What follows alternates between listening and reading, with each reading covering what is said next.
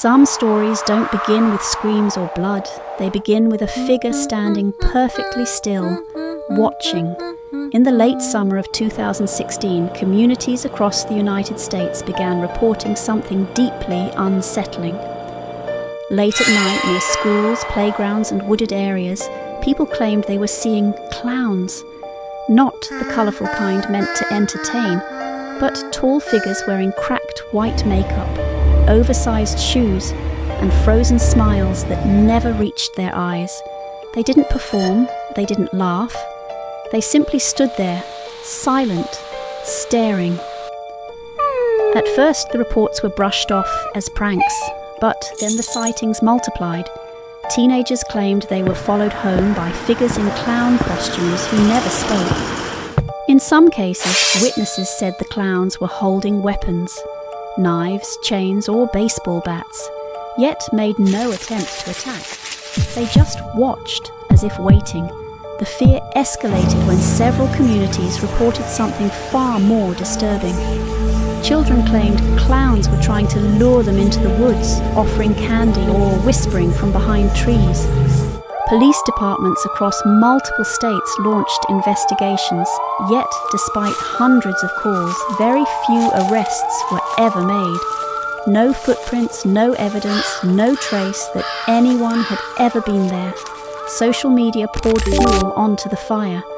Photos and videos spread rapidly, showing dark silhouettes, red noses glowing under streetlights, and figures disappearing between frames. Some clips were debunked, others weren't. Fear became contagious. Schools went into lockdowns. Public events were cancelled. Halloween celebrations were restricted. The clowns had succeeded in doing something remarkable.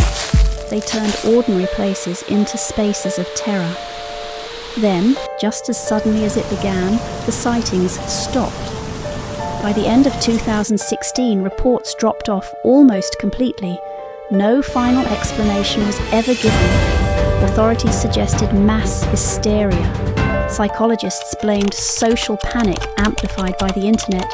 Others insisted it had all been coordinated pranks that simply went too far.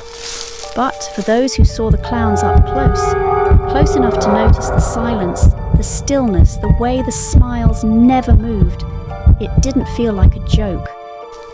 What unsettles people to this day is not just what happened, but what didn't. No closure, no answers, just the memory of being watched.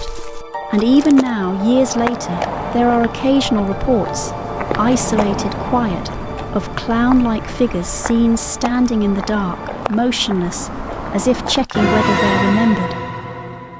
So here's the question that still lingers. If those clowns were never meant to hurt anyone, why did they need to hide? And if one night you looked out your window and saw a painted smile staring back at you from the shadows, would you convince yourself it was just another story? Or would you finally understand why some fears never really disappear?